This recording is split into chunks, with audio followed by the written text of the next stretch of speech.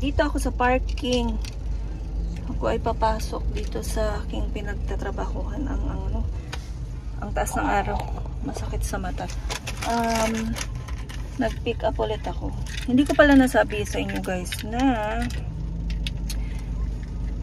humigil ako ng pag-work dahil nagbuntis nga ako. So maternity leave, imbes na medyo tumagal yung maternity leave ko. So imbes na 2 to 3 months lang, natagalan ng halos umabot ng 4 months ako nag-maternity kasi nga mahirapan talaga ako magbuntis. Mahirap na talaga kapag nagkakaedad yung magbubuntis ka. So ayan, dito pa rin ako sa ER.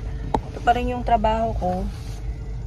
Mahirap kasing kumuha ng mga work na pang-umaga dahil nga yung aming setup ni Daddy Rex pang-umaga yung work niya. So hindi naman pwedeng walang maiwan sa mga bata. So ganun. So kung ano talaga yung mag-work, yun lang.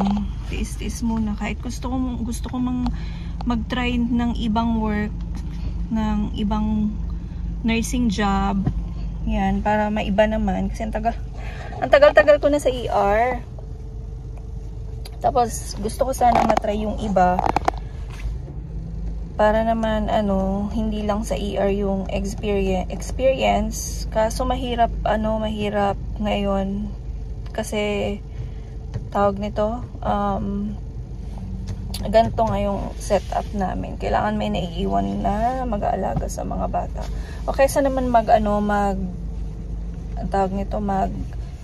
hire ka ng sitter, ganun din. Parang yung sahod ko mapupunta lang sa sitter, kulang pa. So, yun. So, yun, mag-work ako ngayon. Parang lang ako once a week. Ganyan, pumapasok. Minsan, hindi nila binibigay yung mga pinipick up kasi nga, minsan overstaff naman sila. Ganyan. Tapos, kung kailangan naman nila minsan, hindi naman ako pwede. So, gano'n. Optional na lang ang mask. Pero kailangan pa rin magmask kasi may mga COVID na patient pa rin kami. Siyempre, ayoko namang dalhin sa bahay kasi may baby. May mga bata. Ayan, dito ako sa locker. Pasok na ako dahil time na to go. Ewan ang iwan yung bag ko. Ayan guys, tapos na ang duty. Tapos na ang shift sa ER. So, nakakapagod. Yun lang masasabi ko.